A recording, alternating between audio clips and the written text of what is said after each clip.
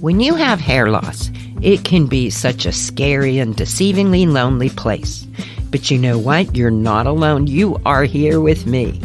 Welcome to the Alternative Hair Alchemist podcast.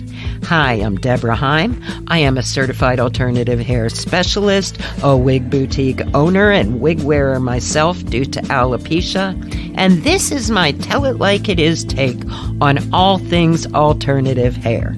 I also happen to be a certified confidence coach, so I'm going to be sprinkling in some mindset hacks for good measure.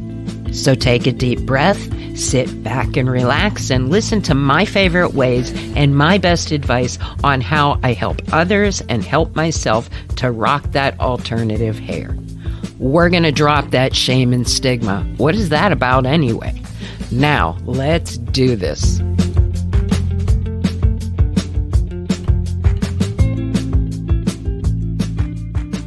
Hello, everybody, and welcome to this week's episode of the Alternative Hair Alchemist. This is Deborah Heim, and this week I want to talk about something that I have seen a whole lot of in my 5 years, and it is things that we as alternative hair wearers, wigs, toppers, what have you, tend to think or tend to do that just don't make sense on paper. So I'm going to go through about 5 or 6 things that I see that we all do but really don't make sense.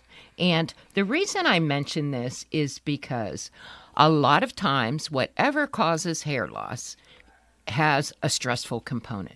For example, autoimmune disorders, that's stressful to have to begin with, and it does have an effect reportedly on your hair. Again, when I talk, I'm talking from the viewpoint of somebody that's had a career in nursing, but I'm not a doctor, but also I have had a lifetime with anxiety and worrying, what have you. So you don't necessarily need to have the diagnosis of anxiety, or I'm not giving any medical treatment here, but I have learned, and I also teach some techniques that can help you get over your fearful thoughts.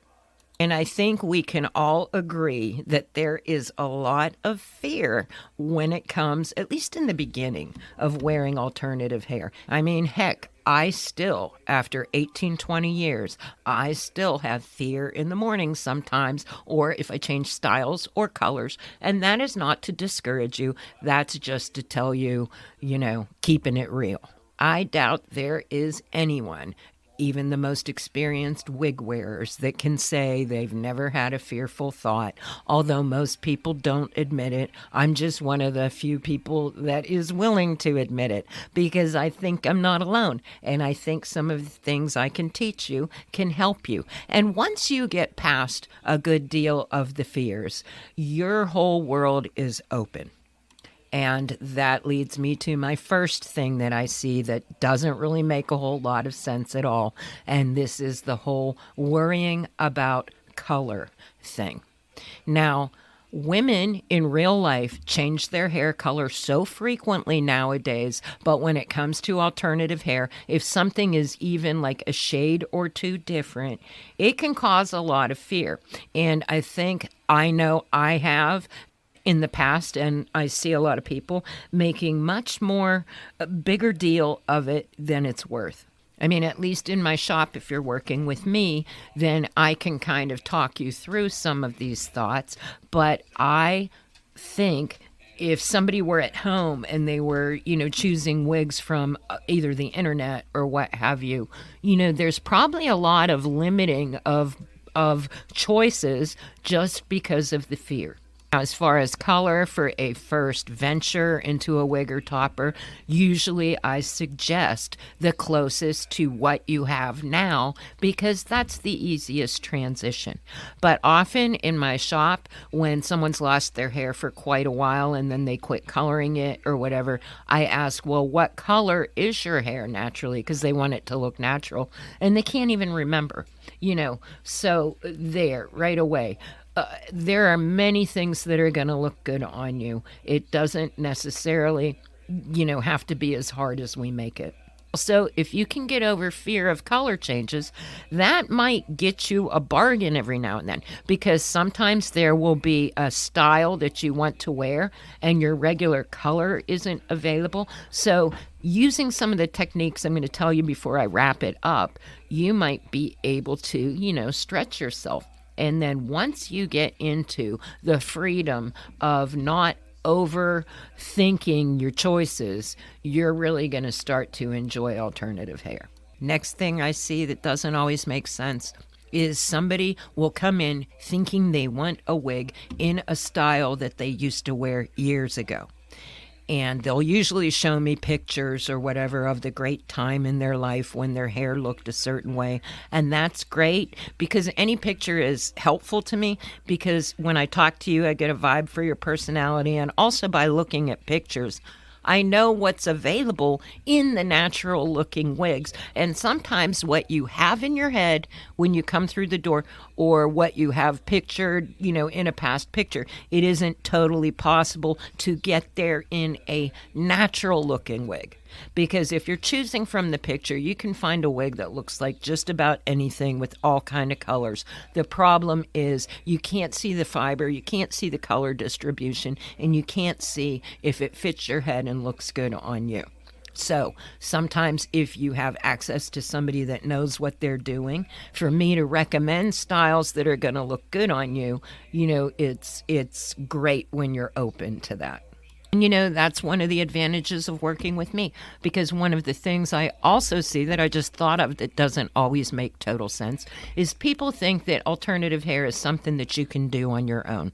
Well, you know what? That's a little bit of a control thing, because when you take somebody like me that keeps up to date with what everybody that's making good looking wigs is putting out, I tend to be able to suggest things that you never thought of. I hear it all the time. Next up, going the cheap route.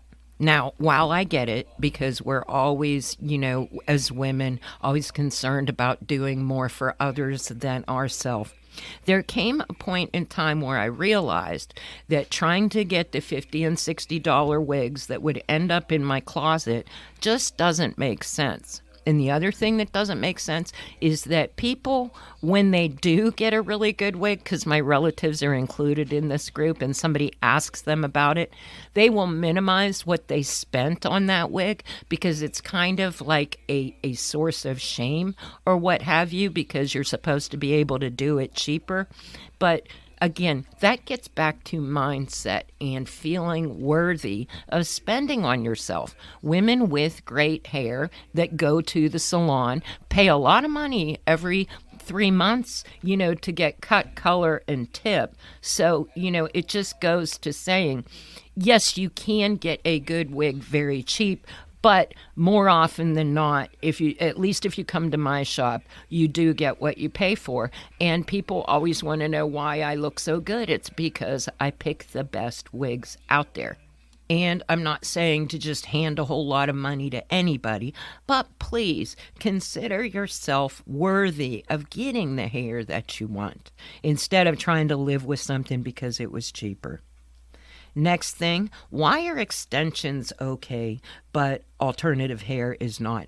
And I see what doesn't make sense. It's almost like a rite of passage, but especially early on in hair loss, people will insist upon human hair, and they will also want those bonded toppers, which can be very costly. And I say, hey, if you can afford it, go through it. But the thing that doesn't make sense about that is usually the underlying reason of wanting something glued to your head is because you don't feel okay about yourself without hair. And that's something that takes some time to get okay on. I'm just throwing that out there, because a lot of times you can get just as good a look as that. And, I did it myself. I look back on what I spent money on just simply because of the anxiety of worrying that someone would be able to tell I was wearing a wig or topper, and, it was kind of costly. Also, the money I would dump into trying to grow my own hair, which I'm not saying don't do it, but I'm also saying that at some point, don't let it stop you from taking action and getting yourself something to wear of your hair that you love. the next thing I see in my shop, and you know what? I do this myself too. So I'm involved. I'm just in there with you when I'm talking about things that don't make sense. And that is taking a picture to judge how the wig looks. Now, that is good. If it's going to help you feel better to look at that picture and know you look good, then that's great. Sometimes when I do it, I can fine tune my hairline and see, how the part looks. So I use it as to reassure myself. But if you're taking pictures of yourself in a wig to decide between the wigs, that's not the best way to do it, because that wig, every time you put it on your head, is going to look slightly different. So my advice on that is, if snapping a selfie or two is going to make you feel confident, by all means do it. But if you're trying to decide between styles and colors, a picture isn't going to be, the most accurate way to go. And the last thing I see that doesn't make total sense when it comes to alternative hair, it is choosing the color depending on the lighting, or getting caught up in how it looks in certain lighting. Because if you think about this, are you going to be able to control the lighting wherever you go for the rest of your life? Probably not. So that, I get it. I've got to run through all the steps, check it in all kinds of light, but just keep in mind that, if it looks bad in a certain light, it doesn't mean it's not right for you. And by bad, I don't mean that it looks bad. I mean, I know how I am when I'm looking at things, and I will get, kind of judgy when the thing looks great the whole time anyway. And I'm sure that's what's going on with you. I just know it because I see it all the time. So, some of the things you can do when any fear-based thought comes out is decide between if it's a rational thought versus an irrational thought. Like, irrational thoughts is, all wigs look fake, look horrible. And rational thought is, maybe this does look okay. Other people look good in a wig, and kind of think yourself through it that way. And this is a technique that I learned myself, and it is something that I can help you with if you want to book a session with me. The other thing that I learned to do when the fear-based thoughts come up, whether it's related to alternative hair or anything, is EFT tapping. And in short, that is where you take your fingers and you tap on a series of points that run along what they call the meridian pathway, because energy has pathways through your body, and when it gets jammed up, tapping can move it along in kind of just basic terms. And that is a technique that changed my life. There was a time when I couldn't leave the house because of PTSD and panic attacks, which, by the way, even if they say it doesn't affect your hair, I have found that stress really does, and I have some other episodes about that. But yeah, so I figured I would just talk about this type of stuff that we all tend to think about. I first mentioned in my book, which if you go on Amazon, whether you have Amazon Kindle Unlimited or not, October 28th and 29th, it will be free for you to get an e-copy. If you look it up, the book is called Too Much Hair, or search Deborah Heim. That was my first effort a couple years ago, but that's back when I was really nervous about putting out a podcast or a book. And I coined the term wig anxiety. And again, I have to go through the whole thing of explaining I am not a psychiatrist, nor is it a diagnosis. But I saw the pattern of fear in just myself and in other women that wear wigs or toppers. And there wasn't anybody to talk to about this stuff. Like nowadays, you have all kind of YouTubers and people talking about it. But just know that you're not alone if you're an overthinker or a worrier. And I can tell you that, that's what I would call an irrational thought. Because when women come into my store, I energetically work with them too. Everybody leaves knowing and feeling how beautiful they are. But the one thing that I love to see, and it happens every time, is the women's face in the mirror when they see how amazing they look in a variety of looks. And I know from the bottom of my heart it's that way for you too. So, I know there's probably somebody out there getting wigs and trying them on at home and returning them. Probably those, there's something that would work for you in there. So, try and think it through. Another thing I do is ask somebody who is rational for an opinion. I have Chris, check my hairline. I do it every day before I go out the door. I'm like, does this look like a wig? So, I get it. Trust me. So my personal website, DebraHeim.com, if you're interested in any type of coaching or working with some of the techniques to reframe thinking. Verybestlittlehairhouse.com if you want to book an online consultation, and hope to hear from you. And until next week, peace, love, and alternative hair. If you enjoyed this episode, you might like working with me one-on-one even better. You can check out the options at DebraHeim.com. You can find my shop at verybestlittlehairhouse.com. And don't forget my Wise Wig Advice and Support group, also on Facebook. I'd love to hear from you. But until next time, peace, love, and alternative hair.